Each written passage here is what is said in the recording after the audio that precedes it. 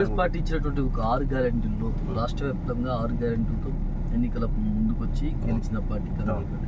So 6 గ్యారెంటీలని కూడా 100 రోజుల్లో చేస్తామని చెప్పారు. సో మరి ఇప్పటికీ దాదాపు 6 నెలల దాకా వస్తుంది. ఇంతవరకు ఆ 6 గ్యారెంటీస్ మొత్తం పూర్తిగా ఇంప్లిమెంట్ లేదు అని బయట ప్రజలు వాస్తవం 6 గ్యారెంటీలు ఇస్తా అన్నమాట వాస్తవమే. దాన్ని నమ్మి కాంగ్రెస్ పార్టీని జనాలు ఆదరించిన మాట వాస్తవమే. ఇప్పుడు 1 by 1 మొత్తం ఇంప్లిమెంట్ చేసుకుంటూ వస్తున్నాం. మాకేంటంటే హ్యూజ్ డెట్ షీట్ ఉన్నది, దగ్గర 7 లక్షల కోట్లు ఎంతో డెట్ షీట్ ఉన్నదని చెప్పేసి ఆర్థిక లెక్కలు ఉన్నాయి. సో ఏంటి అంటే వీటి నుంచి అంత ఈజీగా మనం అంటే మేము కాంగ్రెస్ పార్టీ చేయాలనే ఉద్దేశంతో ఉన్నది. ఖచ్చితంగా చేస్తుంది, కాంగ్రెస్ పార్టీ చెప్పిందంటే చేస్తుంది. సో ఏంటి అంటే ఇప్పుడు 1 by 1 నిన్న మొన్న కూడా మేము రైతు రుణమాఫీ ఆగస్టు 15th లోపే చేస్తామని చెప్పి మాట ఇచ్చినాం. ఆగస్టు 15th లోపే చేస్తున్నాం. మా సీఎం గారు మాట ఇచ్చినారు. రైతు బంధు కూడా నిన్న మొన్నటితో రైతు బంధు కూడా మొత్తం చేసినాం. 6 గంటల్లో ఉన్నటువంటి ఇప్పుడు ఉచిత బస్సు మీరు చూస్తూనే ఉన్నారు, దాని విశేష స్పందన వస్తున్నది. సిలిండర్ సంబంధించి 500 ఏంటిది ఏం అవ్వలేదు. గ్యాస్ సిలిండర్ది గ్యాస్ సిలిండర్ అవ్వలేదా? స్టేట్ వైడ్గా అవ్వలేదు. నెక్స్ట్ ఫర్దర్గా వచ్చే దాంట్లో గ్యాస్ సిలిండర్ది చేస్తానని చెప్పి చెప్తాను. అది అవ్వలేదు. తర్వాత అంటే ఇచ్చినటువంటి వాస్తవం అంటే సరే ఎన్నికల కూడా బ్యాక్ టు బ్యాక్ ఎలక్షన్స్ ఉన్నాయి. ఎలక్షన్ కోడ్ ఇక్కడ చాలా మంది అంటే ఇప్పుడు మా దృష్టికి వచ్చినప్పుడు చాలా మంది వస్తుంటారు ప్రజలు, మాకు అది ఇస్తా అని చెప్పింది 100 రోజుల్లో ఇంతవరకు ఇవ్వలేదు అని అంటుంటారు. అమ్మా ఇప్పుడు కుదురుకోవాలి కదా, ఫస్ట్ వాళ్ళు కుదురుకొని ఇద్దాం. ఒక 1 year లేకపోతే 1.5 year చూద్దాం. అంత టైం కూడా పట్టదు. మేము జస్ట్ ఒక 1 year 1.5 year చూద్దాం. అప్పటికి లేదు వాళ్ళు ఇట్లనే చేస్తే అప్పుడు తిరుగుబాటు చేద్దాం. మేము పని చేయకపోతే ఆటోమేటిక్గా ప్రజలు తిరుగుబాటు చేస్తారు. మేము పని చేయాలనే ఉద్దేశంతో వచ్చినాము. ఇప్పుడు ఏంటంటే మేము డెడ్ షీట్లో ఉన్నాం. కొంచెం సెట్ అవుతుంది మీరు అన్నట్లు, కొంత టైం పడుతుంది యాక్చువల్లీ ఇది అవడానికి. సంపద సృష్టించాలి. ఆర్థిక మంత్రిగా పనిచేస్తున్నారు సార్. ఇప్పుడు చూడండి, కొన్ని ఒడ్లు తీసుకొని భూమి మీద వేస్తే అవి మొలకెత్తి మనం మొత్తం పంట చేతికి వచ్చి కుప్ప కొట్టి బస్తాలకు ఎత్తడానికి కనీసం ఒక 4-5 నెలలు సమయం ఈజీగా 4 సమయం పడుతుంది. సో ఇక్కడ ఏంటంటే ఒక రాష్ట్ర ఆర్థిక వ్యవస్థ మొత్తం తీసుకొని ఫైనాన్షియల్గా చూసుకొని ఎంత పోయి మనకు రాష్ట్ర బడ్జెట్ ఎంత ఉంది, మనం ఎంత ఇవ్వాలి, మరి ఇన్ని గ్యారంటీస్ ఎట్లా మరి ఇంప్లిమెంట్ చేయాలి, ఇంకా ఏం చేయాలని ఉద్దేశం డైరెక్ట్ ఒక మేధో సంపత్తితో కూర్చుని వాళ్ళు చర్చించగలదు. ఒకరితో 2 రోజులతో అయ్యే రంగరాజన్ గారిని కూడా మన ఆర్థికవేత్త రంగరాజన్ గారు ఉన్నారు కదా, ఇంతకుముందు ఆర్బీఐ గవర్నర్, ఆయన్ని సలహాదారుగా తీసుకోవడం జరుగుతుంది. ఆయన చాలా సంస్కరణలు చేసి ఉన్నారు. నిన్న మొన్న కూడా మీటింగ్ లో టీవీ డిబేట్ లో మా సీఎం గారు చెప్పినారు కదా, గాడి తప్పినటువంటి ఆర్థిక వ్యవస్థని ఎలాగో మీకు బ్యాక్ బోన్ గా మన్మోహన్ సింగ్ గారు అపర చాణక్యుడు. ఆయన ప్రపంచంలో ఉన్న ఆర్థికవేత్తల్లో టాప్ పొజిషన్ లో ఉంటారు ఆయన.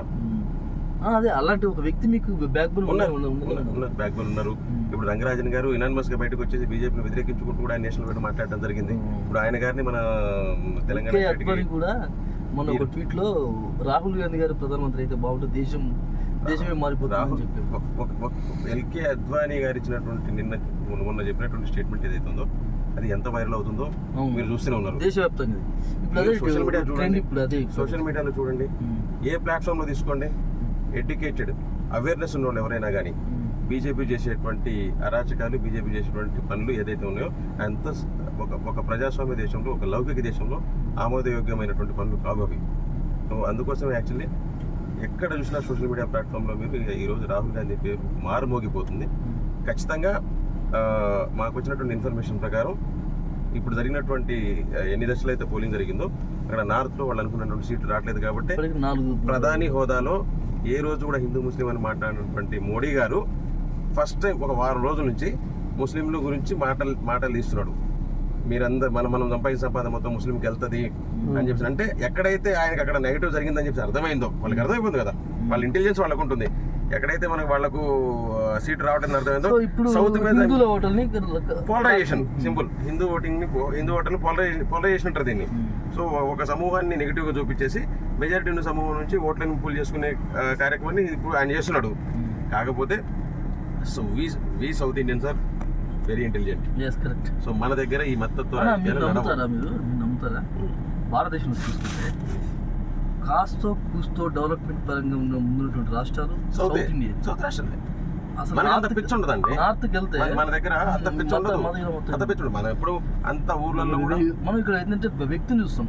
మనకి ఏ వ్యక్తి అయితే అక్కడ వ్యక్తి చూస్తాం. సో అదే కదా కావాల్సింది కంట్రీకి. సో అక్కడ ఏంటంటే వాస్తవం చెప్తారు. సరే బీజేపీ పార్టీ 10 సంవత్సరాలు పరిపాలించిన ఇప్పుడు చూసుకుంటే తెలంగాణ సౌత్ నుంచి ఇప్పుడు ఒకసారి ఉత్తర భారతదేశానికి వెళ్తే నార్త్కి వెళ్తే అక్కడ ఉండలేము. మీరు ట్రావెల్ చేశారు ఎప్పుడన్నా? నేను ట్రావెల్ అలాట్. నేను మొత్తం నార్త్ ఇండియా మొత్తం ట్రావెల్ చేస్తుంటాను. అక్కడ పరిస్థితులు చాలా చాలా డిఫరెంట్స్. ఇప్పుడు మరి ఒక ఎగ్జాంపుల్ జస్ట్ ఒక వీడియో కూడా మనకు బాగా ఏంటి మణిపూర్లో హింసాత్మక ఘటనలు ఎన్నో జరిగాయి. ఈయన మన మోడీ గారు ఉక్రెయిన్ రష్యా యుద్ధాన్ని ఆపేంత కెపాసిటీ ఉన్నటువంటి పెద్ద మనిషి పక్కనే ఉన్న మన సొంత రాష్ట్రం మన దేశంలో ఉన్నటువంటి ఒక చిన్న రాష్ట్రంకి వెళ్ళి ఒక మాట చెప్పి వారు ఆపలేడా? అక్కడ జరుగుతున్న ఇష్యూస్ ఆపలేడా? ఈజీగా అక్కడ ఆడవాళ్ళు నగ్నంగా రెజ్లర్ WWEలో గెలిచిన రెజ్లర్ ఏం చెప్పాడంటే మోడీ గారు జర మా రాష్ట్రాన్ని చూడండి చాలా విభిన్నమైపోయింది. ఇంటర్నేషనల్ ప్లాట్ఫామ్ మీద గెలిచినటువంటి ఒక ఐ థింక్ అది WW కైండ్ ఆఫ్ ఫైట్, అదే ఈ WWE బాక్సింగ్ ఫైట్ లో గెలిచినటువంటి ఒక బాక్సర్. మీరు ఎక్కడెక్కడో పోయి చేస్తున్నారు కదా, వచ్చి మణిపూర్ లో జరుగుతున్న హింసను ఆపండి, ఎందుకు ఆపలేకపోతున్నారు? చేతులెత్తి మొక్కినాడు ఆయన. అది వాస్తవం అది అక్కడ జరుగుతున్న ఇష్యూ వాస్తవం అండి. అది రాహుల్ గాంధీ వెళ్ళగలిగినప్పుడు పిఎం ఎందుకు వెళ్ళలేకపోతున్నారు అక్కడికి? ఎందుకు? దాని ఎందుకు అజెండా ఏంటి, ఏం చేద్దామని చెప్పేసి అని. సో ఇక్కడ ఉన్నటువంటి సెట్ చేయలేని పరిస్థితుల్లో ఉన్నప్పుడు నువ్వు బయట గురించి నేను చేస్తున్నా అని చెప్పి పెద్ద పెద్ద మాటలు మాట్లాడుకుంటే జనాలు నమ్మరు. సో ఇంకొకటి ఇప్పుడు సరే ఈ పార్టీకి నేను వ్యతిరేకంగానే ఇప్పుడు మిమ్మల్ని క్వశ్చన్ అడగొచ్చు. ఏంటంటే కాంగ్రెస్ పార్టీ గత రూలింగ్ చేసిన టైంలో దేశంలో జర ఉగ్రదాడులు ఎక్కువ. సో నరేంద్ర మోడీ గారు వచ్చిన తర్వాత నుంచి మ్యాక్సిమం చాలా అసలు లేవు, చాలా లేవు. సో చాలా తగ్గినాయి. పుల్వామా లాంటి దాడులు అదొకటి అంటే అది పరిహద్దు కాబట్టి సో అంటే ఇప్పుడు కాంగ్రెస్ పార్టీ వస్తే మళ్ళీ అలాంటి ఏమైనా హింసాత్మక ఘటనలు చూడలేదు. లేదండి, మీరు నేను ఎవరు యాక్సెప్ట్ చేయకపోయినా టెక్నాలజీ అనేది మన ఇండియన్ కంట్రీకి టెక్నాలజీ అనేది మనం బాగా అడాప్ట్ చేసుకున్నది 2008-10 తర్వాతనే. ఇంత టెక్నాలజీ అనేది అంతకుముందు అంత అభివృద్ధి చెందలేదు. అప్పుడు గవర్నమెంట్ ఎవరిదుందా అనేది పక్కన పెట్టేస్తే, కాంగ్రెస్ ఉందా లేకపోతే మధ్యలో బీజేపీ ఉందా ఇంకోటి ఏదో ఉందా అనేది పక్కన పెట్టేస్తే ఆ టైం వచ్చిన తర్వాత బీజేపీలో వచ్చారండి. నేను అనేది ఏంటి అంటే యాక్సెప్ట్ చేయాలి. మనది టెక్నాలజీ అనేది 2010 తర్వాత బాగా విరివిగా అందుబాటులోకి వచ్చింది. సో ఆ టెక్నాలజీ తోటి నిరోధించగలిగినారు. ఆ విషయంలో మాత్రం ఒప్పుకోవాలి. అంతకుముందు టెక్నాలజీ అనేది అంత లేదు. అంతేగాని ఏ పార్టీ కోరుకుంటుందండి ఇండియా మీద, సొంత దేశం మీద ఉగ్రవాద జరగాలని చెప్పేసి? ఎవరు కోరుకుంటారు? టెక్నాలజీ నా పాయింట్ ఆఫ్ వ్యూలో నేను అనలైజ్ చేసింది ఏంటి అంటే, టెక్నాలజీని మనం బాగా వాడుకుంటున్నాం. ఇప్పుడు ఆ టెక్నాలజీతో ఇటువంటి వీటిని మళ్ళీ మీరు ఇప్పుడు ఈ ఫోన్ ట్యాపింగ్ అనేది అన్ని ఎందుకు అనుకున్నారు? యాక్చువల్లీ ఉగ్రదాడులను నిర్మూలించడం కోసం, ఉగ్రవాదాన్ని తిప్పికొట్టడం కోసం ఉపయోగించినటువంటిది ట్యాపింగ్. సో ఇక్కడ ఏంటంటే దాన్ని ఏం చేశారంటే రాజకీయాల కోసం వాడారు. అది చాలా పెద్ద ఇష్యూ. అది రాజకీయాల కోసం, బ్లాక్ మెయిల్ కోసం కూడా. ఎగ్జాక్ట్లీ, బ్లాక్ మెయిల్ కోసం చాలా జరిగినాయి, చాలా విషయాలు బయటికి రావాలి దాంట్లో. సో మీరు ఉగ్రదాడి గురించి మాట్లాడారు కాబట్టి చెప్తాను. ఏ పార్టీ కానీ, ఏ ప్రభుత్వం కానీ దేశం మీద ఉగ్రదాడి జరగాలి, దేశంలో ఉన్న పౌరులు చచ్చిపోవాలని చెప్పి ఏ పార్టీ కోరుకోవద్దు అనేది నా అభిప్రాయం. ఇంకో పాయింట్ ఆఫ్ వ్యూ, ఏదైతే మన బీజేపీ వచ్చిన తర్వాత జరగలేదంటే, బీజేపీ వచ్చిన తర్వాత జరగడం వాళ్ళు తీసుకుంటే కట్టుదిరిగిన చర్యలు ఉండొచ్చు. రెండోది, మనకు టెక్నాలజీ అనేది విరివిగా అందుబాటులోకి వచ్చింది. దీని ద్వారా ఏంటంటే ఇట్లాంటి చిన్న కదలికని మనం ఈజీగా పసిగట్టే అవకాశం ఉంది. అది I can say that. So అన్న గారు, ఇప్పుడు ఇంకొకటి, ఈసారి దేశంలో ప్రధానమంత్రిగా రాహుల్ గాంధీ గారిని చూడొచ్చు అంటారా? 100% చూడొచ్చు. ఎందుకు చూడొచ్చు అని అంటే, గత వారం రోజుల నుంచి మోడీ గారు ఫేషియల్ ఎక్స్ప్రెషన్స్ ఉన్నటువంటి భయం, ఆయన మాట్లాడుతున్న మాటలే. ప్రధాని హోదాలో ఏ రోజు కూడా ఆయన హిందూ ముస్లిం గురించి మాట్లాడలేదు. ఆయన ఎజెండా వేరే ఉండొచ్చు, ఏదైనా ఉండొచ్చు, కానీ స్పీచెస్లో ఎప్పుడు కూడా ఆయన ఎప్పుడైతే మన గుజరాత్ సీఎం ఉన్నప్పుడు ఈ కార్డ్స్ అన్ని అప్లై చేసినాడు. దాని తర్వాత ప్రధానమంత్రి అయిన తర్వాత హోదా తగ్గట్టు ఏ రోజు కూడా ఇట్లాంటి చిల్లర మాటలు ఎప్పుడు మాట్లాడలే. కరెక్ట్ వారం రోజులు మాత్రం ఎప్పుడైతే అక్కడ జరిగినటువంటి 2వ దశ 3వ దశ పోలింగ్ ఏదైతే అయిందో దాని తర్వాత మారింది స్వరం. దాన్ని బట్టి చెప్పొచ్చు ఈజీగా రాహుల్ గాంధీ గారు మనం పిఎంగా చూడబోతున్నాం. అంతే, 100% చూడబోతున్నాం. అన్న లాస్ట్ ఇంకొక క్వశ్చన్ అన్న, భారతదేశంలో 545 సీట్లకు పైగా ఉన్నాయి. సో 540 ఎన్ని సీట్లు గెలిచే అవకాశం ఉందంట? కాంగ్రెస్ పార్టీకి స్వతహాగా ఈసారి 200 సీట్లు వచ్చే అవకాశం. స్వతహాగా కూటమితో కలిపి రూలింగ్లోకి వస్తాం. 543లో సో ఇక్కడ చాలా మంది ప్రజలు కూడా చెప్తున్నటువంటి ఒక అంశం ఏంటంటే తెలంగాణలో బీఆర్ఎస్కి పెట్టినటువంటి ఒక విధం అయితే ఏదైతే ఉందో అంటే 2 పర్యాలు చూసాం. ఇంకొక మాట దీనికి యాడ్ చేయగలుగుతాను నేను. ఈసారి సింగిల్ లార్జెస్ట్ పార్టీగా కాంగ్రెస్ ఉండబోతుంది. బీజేపీ కంటే సీట్లు ఎక్కువ వస్తాయి కాంగ్రెస్కి ఈసారి స్వతహాగా ఖచ్చితంగా వస్తాయి. కూటమితో అంటే కూటమి ఉంటుంది, బట్ దాంతో సంబంధం లేకుండా నేను సింగిల్ లార్జెస్ట్ పార్టీ గురించి మాట్లాడుతున్నాను. Alliance is different. ఇక్కడ మేము ఇండియా కూటమిలో ఉన్నాం, వాళ్ళు ఎన్డీఏ కూటమి. సో స్వతహాగా కాంగ్రెస్ పార్టీకి బీజేపీ కంటే సీట్స్ ఎక్కువ వస్తాయి అనేది నా అభిప్రాయం, నా అనాలిసిస్. మీ అనాలిసిస్.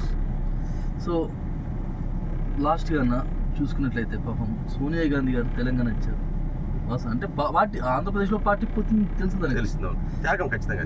ఆంధ్రప్రదేశ్లో పార్టీ పోతుందని తెలిసి కూడా, ఎందుకంటే ఆంధ్రప్రదేశ్లో 25 సీట్లు ఉన్నాయి. యూపీఏ 1 యూపీఏ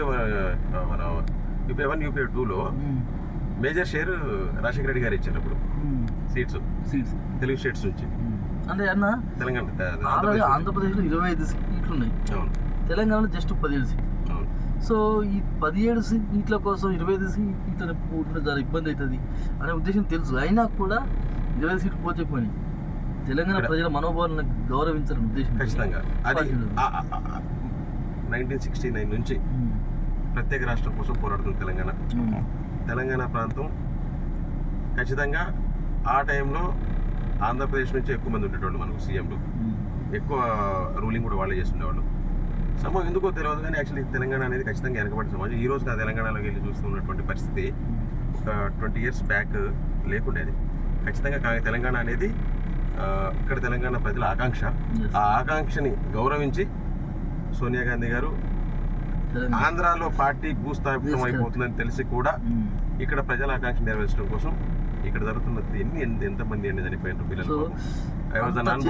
సోనియా గాంధీ గారికి ఈ రోజు తెలంగాణ పార్టీ కాంగ్రెస్ పార్టీ నాయకులందరూ కూడా ఏం గిఫ్ట్ ఇవ్వదలుచుకున్నారు? ఇక్కడ నుంచి మేము 10 సీట్లు తక్కువ కాకుండా తెలంగాణ నుంచి 10 సీట్లు తక్కువ కాకుండా ఈరోజు కాంగ్రెస్ పార్టీ ఇక్కడ నుంచి సోనియా గాంధీ గిఫ్ట్ ఇవ్వబోతుంది. సో లాస్ట్ క్వశ్చన్ అన్న, రేవంత్ రెడ్డి గారిలో అంటే ఇప్పుడు ఉన్నటువంటి నాయకులందరూ కూడా ఒక రేవంత్ రెడ్డి గారు నిస్ఫుటమైనటువంటి రాజకీయ నాయకుడిగా మనం చూడొచ్చు అంటారు. అంటే ఇప్పుడున్నటువంటి ఏంటంటే కొంచెం గ్రూపులుగా నడుస్తున్నాయిగా, రానున్న కాలంలో లేదు స్వతహాగా ఈయనే మొత్తం ప్రతిదీ కూడా. అంటే I can say like DK Shivakumar సౌత్లో కర్ణాటకలో ఉన్నలాగా కాంగ్రెస్ పార్టీకి ఫ్యూచర్లో పెద్ద సెట్ కాబోతున్నారు. రేవంత్ రెడ్డి గారు కూడా ఒక మంచి ట్రబుల్ షూటర్గా కాంగ్రెస్ పార్టీకి సర్వీస్ ఇవ్వబోతున్నారు. డీకే శివకుమార్ ఆల్రెడీ ఎంతమంది ఉండొచ్చు పార్టీలు చెప్తున్నాను, మీరు నమ్ముతారా లేదో, తెలంగాణలో పార్టీకి రావడానికి దాదాపు తన వంతు శక్తి మేర కంటే ఎక్కువ పనిచేశాడు. ఎవరు? డీకే శివకుమార్ హీరో అంటే చాలా అసలు హీరో. తిహార్ జైల్లో పెట్టి ఆయన 30 తిప్పలు పెట్టినా కానీ కర్ణాటకలో కాంగ్రెస్ పార్టీని గెలిపించి నీకు గిఫ్ట్ ఇస్తామా అని చెప్పేసి తిహార్ జైల్లో ఉండి చెప్పి ఆయన మీద అన్ని కేసులు పెట్టా కానీ వాటిని భరిస్తూ ఆయన బయటకు వచ్చి మనం ఒక హీరో లెక్క కాంగ్రెస్ పార్టీని రూలింగ్ తీసుకురావడం, కర్ణాటకలో వచ్చినటువంటి ఊపుతోటి అంత ఉన్నా కూడా ఆయన సీఎం. కాంగ్రెస్ పార్టీలో అట్లా ఉండదు వాస్తవానికి. ఇప్పుడు మీరు అట్లా అన్నారనే సిద్ధరామయ్య గారు కూడా అక్కడ సిద్ధ అంటారు అందరూ. ఆయన చిన్న పెద్ద అందరు సిద్ధ అంటారు. వెరీ ఇంటెలెక్చువల్, వెరీ టాలెంటెడ్ ఆయన, చాలా చాలా అంటే చాలా. కాకపోతే ఏంటంటే మనకి ఈ మధ్య కాలంలో సోషల్ మీడియాలో ఎక్కువ వచ్చింది డీకే శివకుమార్ బాగా ఫేమస్ కానీ behind the screen Siddaramaiah super అంటే సూపర్ ఇంటెలెక్చువల్ అన్నట్లు ఆయన. మీరు ఎప్పుడైనా వీలైతే ఆయన వీడియోస్ అవి చూస్తూ ఉండండి, చాలా ఇంటెలెక్చువల్గా మాట్లాడతారు ఆయన. So thank you so much మీ యొక్క విలువైన సమయాన్ని మా కోసం కేటాయించారు. ఖచ్చితంగా తెలంగాణలో ఉన్నటువంటి 17 సీట్లలో 10 సీట్లు ఖచ్చితంగా గెలుస్తాం. 10 అయితే ఖచ్చితంగా గెలుస్తాం. ఒక 2-3 సీట్లలో మాత్రం టఫ్ ఫైట్ ఉంటుంది, చాలా వెరీ మినిమలిస్టిక్ ఉంటుంది, వాళ్ళు ఎడ్జ్ ఉంటుంది అన్నట్టు. సో ఇదండి ఈరోజు జరుగుతున్నటువంటి ఎలక్షన్లో దేశంలో ఖచ్చితంగా కాంగ్రెస్ పార్టీ రూలింగ్లోకి వస్తుంది. దేశంలో కాంగ్రెస్ పార్టీ రూలింగ్లోకి వస్తుంది కాబట్టి మన వంతుగా రాష్ట్రం నుంచి 10 నుంచి 12 మంది ఎంపీ సీట్లను ఎంపీలను గెలిపించుకుంటే మన రాష్ట్రానికి ఇంకా ఉజ్వల భవిష్యత్తు ఉంటుందని ఒక విధానం మనతో ఈరోజు రఫీ గారు పంచుకోవడం జరిగింది. So thank you so much. Stay tune to Yuvasena.